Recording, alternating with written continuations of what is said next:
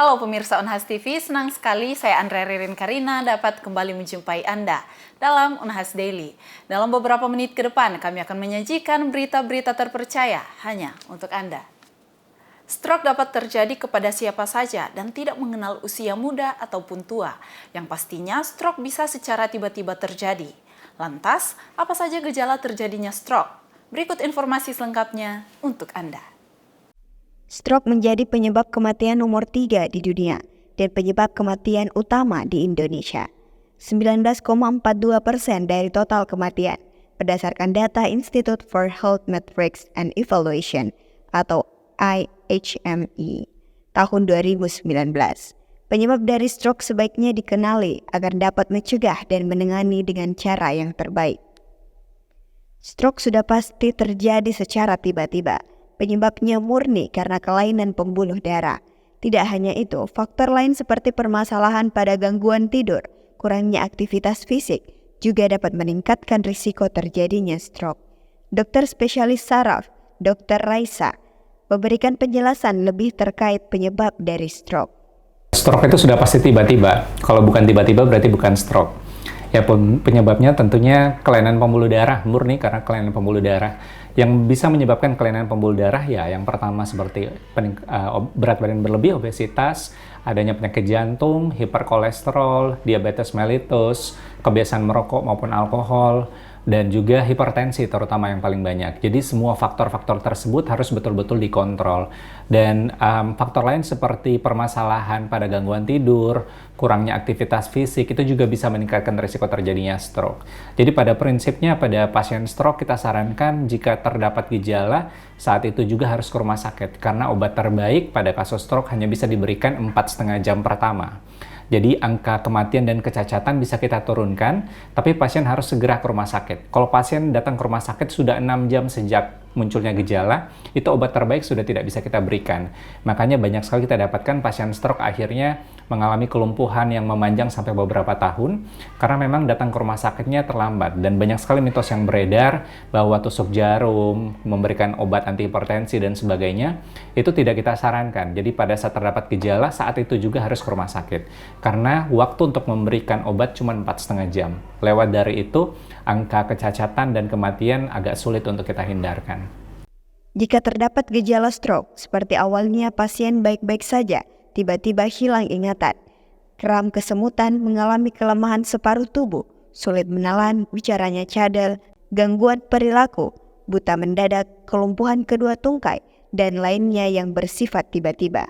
Begitu banyak mitos yang beredar terkait penanganan stroke, bahwa tusuk jarum, memberikan obat antihipertensi, dan sebagainya itu tidak disarankan.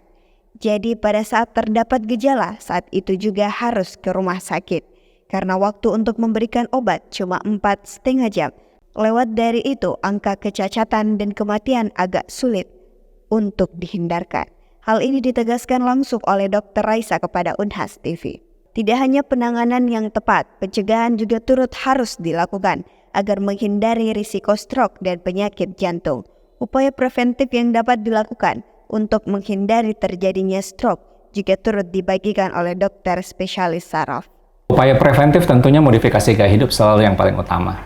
Tingkatkan aktivitas fisik, perbaiki tidur, diet, pengaturan pola makan, pengaturan jenis makan, makanan sehat, dan olahraga teratur. Olahraga teratur kita sarankan minimal 30 menit satu kali olahraga dan frekuensi minimal 3 kali seminggu.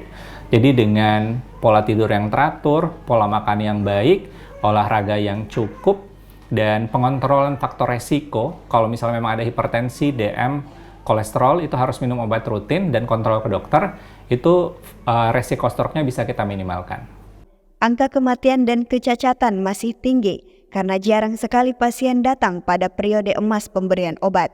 Periode emas pemberian obat hanya bisa diberikan 4,5 jam sejak kejadian stroke pertama. Sadari, tangani, dan cegah stroke dengan cara yang terbaik. Aminah Rahma Ahmad, Muhammad Fauzan Ali, Unhas TV.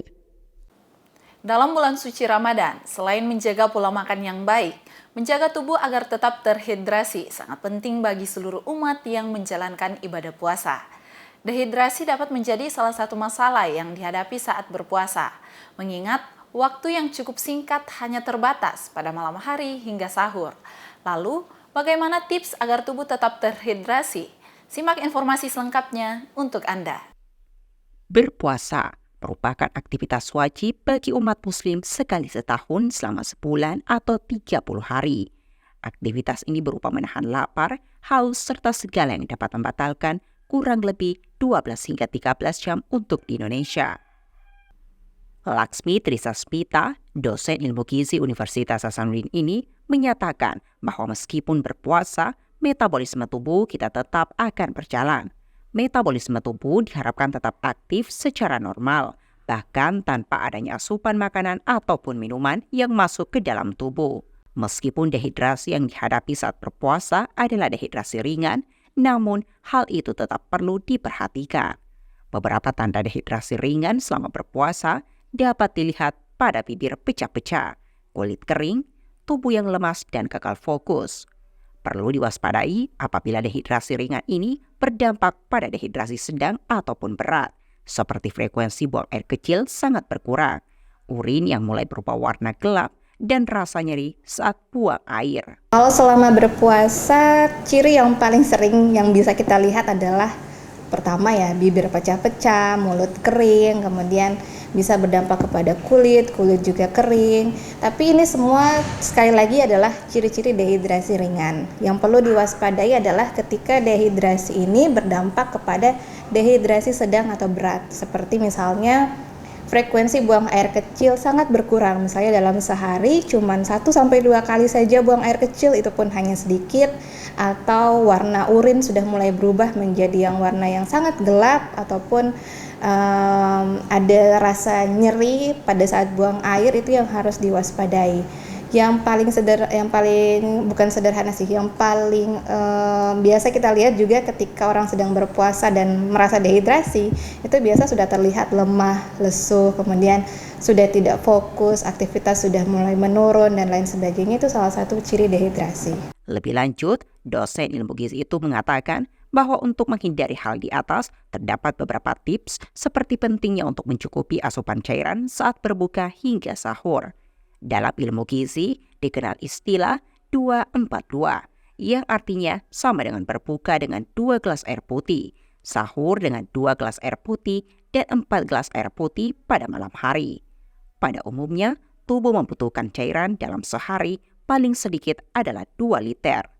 Dalam mencukupi asupan cairan ini, tentunya harus dibarengi dengan asupan makanan bergizi. Kalau ditanya tipsnya supaya bisa untuk bertahan ya, karena tidak minum, tidak makan selama 12 jam lebih, yang pertama adalah harus mencukupi sekali yang namanya asupan cairan, asupan air dikala kita diperbolehkan untuk minum, misalnya dikala sahur, dikala berbuka, dan dikala malam hari.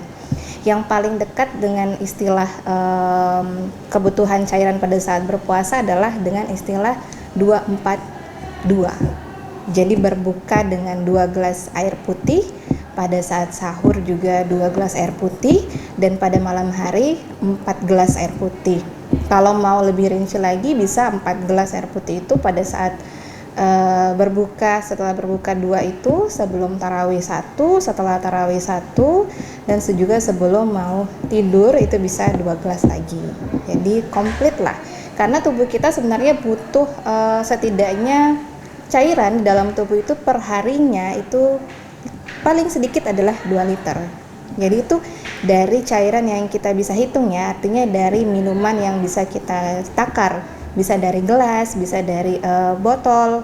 Tapi kalau cairan lainnya bisa sumbernya dari makanan, bisa sumbernya dari buah-buahan, sayur-sayuran. Selain itu, terdapat beberapa makanan dan minuman yang disarankan untuk dihindari karena dapat berdampak pada hidrasi tubuh kita. Contohnya, saat sahur tidak disarankan untuk mengonsumsi makanan terlalu asin, pedas, serta berkafein. Makanan yang terlalu asin menimbulkan ketidakseimbangan elektrolit pada tubuh, sehingga akan lebih cepat mengalami dehidrasi. Sementara minuman yang mengandung kafein seperti kopi atau teh akan berdampak pada frekuensi buang air kecil yang berlebihan. Ini karena kandungan kafein dapat merangsang tubuh untuk terus-menerus buang air, sehingga menyebabkan kehilangan cairan lebih banyak saat berpuasa. Saat berbuka itu lebih ke fokus, kan biasa kalau berbuka itu orang-orang memilih minuman yang atau makanan yang lebih manis ya untuk mengembalikan energinya, tapi yang perlu diwaspadai adalah takarannya. Seberapa banyak sih yang perlu kita konsumsi makanan manis, karena pada saat kita mengkonsumsi makanan manis, keinginan kita untuk mengkonsumsi cairan itu malah akan berkurang. Alhasil tidak tercukupilah cairan pada saat berbuka puasa. Kemudian pada saat berbuka puasa lagi yang banyak terjadi adalah orang-orang lupa kalau pada saat berpuasa itu kan elektrolit di dalam tubuhnya sangat berkurang ya. Kalau pemenuhannya selain dengan air putih bisa dengan mengkonsumsi air kelapa. Air kelapa sangat membantu untuk mengembalikan cairan di dalam tubuh kita, terutama bagian elektrolit, penyimbangan elektrolit dalam tubuh. Selanjutnya, Laksmi, sapaan dosen ilmu gizi itu mengatakan bahwa selain air putih, air kelapa juga baik dikonsumsi saat berbuka puasa. Karena air kelapa dapat membantu mempercepat proses keseimbangan cairan dalam tubuh yang telah hilang kurang lebih 13 jam selama berpuasa. Selain itu, penting untuk juga menjaga pola dan kualitas tidur. Saat tidur, metabolisme tubuh akan tetap berjalan. Pada masa ini terjadi proses seperti pemulihan tubuh, pembentukan cadangan energi, dan pembentukan keseimbangan cairan. Sehingga saat tidur mulai terganggu atau tidak tercukupi dapat menyebabkan kekurangan cadangan tubuh, terutama energi dan cairan yang tidak dapat digunakan saat berpuasa. Secara umum, durasi tidur yang normal berkisar sekitar 5 hingga 8 jam. Jika kurang dari durasi tersebut, dalam jangka panjang dapat menyebabkan anemia ataupun penyakit lainnya. Dengan memperhatikan bahaya serta tips, diharapkan umat muslim dapat menjalankan ibadah puasa dengan lancar tanpa mengorbankan kesehatan mereka dan tetap terhidrasi dengan baik. Zulkarnain, Muhammad Fauzan Ali, Unhas TV. Pemirsa, seorang ibu di Bangkalan kehilangan bayinya secara tragis pada saat melahirkan. Pasalnya, kepala sang bayi tertinggal di rahim sang ibu ketika ia coba untuk dilahirkan secara normal. Alhasil, sang ibu pun tetap harus menjalani operasi sesar untuk mengeluarkan kepala bayi yang tertinggal. Lantas, pada kondisi apa saja sang ibu dianjurkan untuk melahirkan secara sesar? Berikut tanggapan Dr. Objin, Rumah Sakit Universitas Hasanuddin. Berdasarkan kronologis kejadian, usia kehamilan Mukaromah atau ibu sang bayi malang tersebut sudah memasuki usia 45 minggu atau telah lewat sekitar 4 hingga 5 minggu dari HPL. Sementara itu, proses pembukaan yang tergolong cepat dengan kondisi bayi yang dikandungnya dalam keadaan sungsang membuatnya perlu penanganan segera dan akhirnya tidak jadi dirujuk ke rumah sakit. Berdasarkan konfirmasi dari Kepala Dinas Kesehatan Kabupaten Bangkalan, Nur Khotibah, bahwa tubuh bayi yang dikandung Mukaromah pada saat keluar sudah dalam keadaan kondisi kulit terkelupas seluruhnya.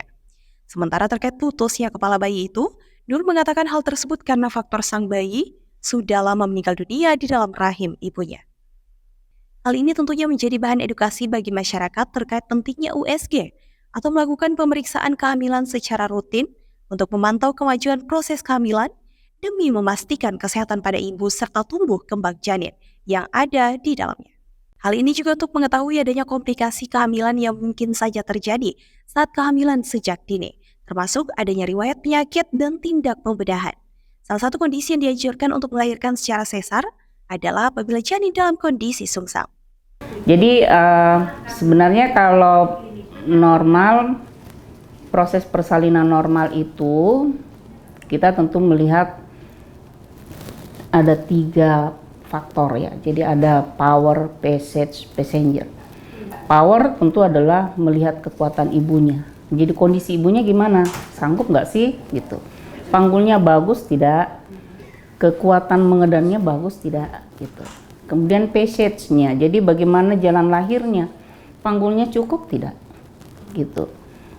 Apakah tidak ada massa tumor atau kondisi-kondisi lain yang tidak memungkinkan untuk bayi lewat di jalan lahir tersebut. Kemudian passengernya adalah bayinya, janinnya. Apakah tidak terlalu besar, apakah tidak ada kelainan-kelainan di janin, ataukah tidak ada makrosefal. Yang kira-kira yang tidak memungkinkan janin ini lewat. Misalnya dia besar, merupakan bayi besar 4 kilo lebih, atau dilihat secara USG janinnya ada tumor nih, jadi kalau mau lewat nggak bisa nyangkut. Nah itu tentu tidak bisa melahirkan normal. Jadi harus ada faktor-faktor ini semua baik, baru kemudian bisa diputuskan untuk oke, ini bisa melahirkan normal. Jadi ketiga-tiganya harus ya, tidak boleh salah satu Iya, saja. iya. Jadi termasuk letak janin gitu, letak bagian terbawah dari janin. Nah itu adalah bagian faktor dari passenger itu, gitu. Jadi kalau misalnya dia kelainan letak, apakah letak lintang, letak sungsang, letak kaki, nah itu nggak dianjurkan untuk melahirkan secara normal, nggak bisa. Atau bayi besar lebih dari 4 kilo, protap kita dianjurkan untuk melahirkan secara sesar. Dr. Sriwijaya menuturkan bahwa sungsang artinya bagian terbawah dari janin, bukan kepala, tapi bokong bayi, baik bokong murni, bokong kaki, ataupun letak kaki, sementara kepala berada di puncak rahim. Jika dibandingkan dengan operasi sesar, pemulihan lahiran secara normal jauh lebih cepat. Namun tidak semua kondisi dapat melahirkan secara normal demi untuk menyelamatkan ibu dan bayi. Kalau terjadi kematian janin dalam rahim, maka sangat diharapkan proses melahirkan itu harus secara normal. Harus normal sebenarnya, karena pertama ya, kalau dari segi mental ibunya, anaknya kan sudah meninggal, maka kita jangan membuat kesakitan ibu menjadi lebih berat dengan dilakukan operasi gitu. Karena pada saat ini kita harus memikirkan kehamilan berikutnya. Kalau orang dengan riwayat sesar sebelumnya, maka kehamilan berikut memiliki resiko yang 3 kali lebih besar dibanding pada mereka dengan sebelumnya melahirkan secara normal. Itu yang harus kita pikirkan. Jadi dengan kondisi bagaimanapun diharapkan dia lahir secara normal. Kalau anaknya sudah meninggal, tidak ada yang mengejar kita begitu, jadi kita bisa melakukan secara perlahan-lahan, tidak mendapat apa gitu ya. Kalau infeksi nanti akan diprofilaksis dengan pemberian obat-obatan antibiotik. Demikian yang disampaikan oleh Dr. Sriwijaya terkait kelainan letak janin memiliki SOP tersendiri, yakni persalinan harus dilakukan di rumah sakit dengan fasilitas yang lengkap. Namun apabila terjadi kematian pada janin, maka sangat dianjurkan untuk melahirkan secara normal dengan berbagai pertimbangan baik dari segi fisik maupun mental sang ibu. Musliani Putri Intan, Taslia Ramadhani, Unhas TV. Pemirsa, berita tadi sekaligus menutup perjumpaan kita hari ini. Terus saksikan Unhas Daily hanya di Unhas TV. Saya Andrea Ririn Karina mewakili kru yang bertugas. Pamit undur diri dan sampai jumpa.